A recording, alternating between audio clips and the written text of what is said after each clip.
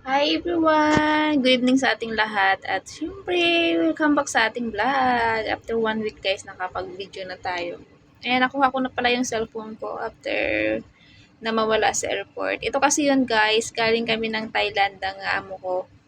Paglapag namin ng eroplano, syempre may nadaanan akong toilet. Iniwan ko yung, duman ako sa toilet tapos ayun, nasa bulsa ko yung cellphone ko.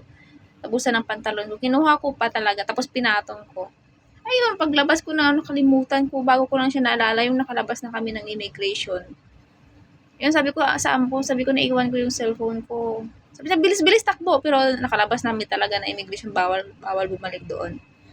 Ayun, tumakbo ako pabalik, tinawag ako ng immigration. Kasi na bawal dito bumalik, doon ka dumaan. Sabi ko yung cellphone ko naiwan ko. Saan mo naiwan? Sabi ko sa toilet na iwan ko.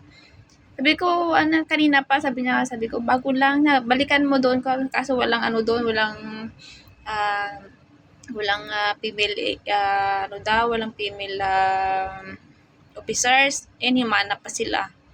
Ayun, nagmadali pa ako, ayun, may nakita na kami, tapos sinamahan ako punta doon sa may, ginaid pa ako, kasi nga, hindi niya ako pwede yung pakawalan, kasi nga, hindi bawal doon talaga. Tapos nakalabas na ako. Ayun, binigay ko lang yung passport ko, ganito, ganyan, yung mga info ko. Tapos sinamahan nila ako sa toilet. Masaklap doon, 3 toilet doon. Magkaiba, pero pare-pare yung tsura. Sabi niya, anong toilet? Saan toilet? Saan toilet? Dito. Sabi ko, iwan ko pa siya sa toilet. Marami palang toilet. Ayun.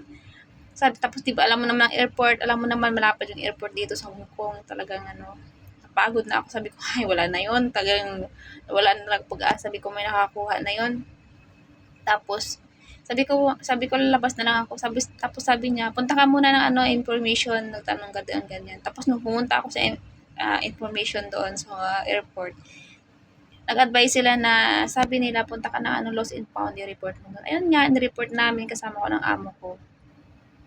Ganyan, ganyan, yung cellphone ko, saan ko naiwan, ganyan. Inikwento ko kung saan ko naiwan, anong nangyari, ganun. At umuwi na nga kami pagkatapos siguro mga 8:30 ng gabi may tumawag sa amo ko taga Hong Kong Airport.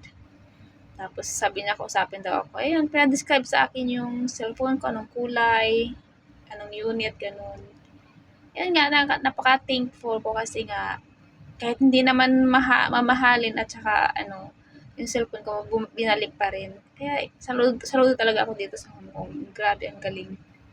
Ayan lang, importante lang kasi dito sa aking kasi yung SIM card ko talaga, yung GCash number ko, yung mga files ko, napaka-importante sa akin. At syempre guys, yun nga lang, ingatan lang natin yung ating mga gamit lalo na sa airport. Lesson learned na rin sa akin. At syempre guys, hanggang dito na lang muna. Thank you so much for watching and bye.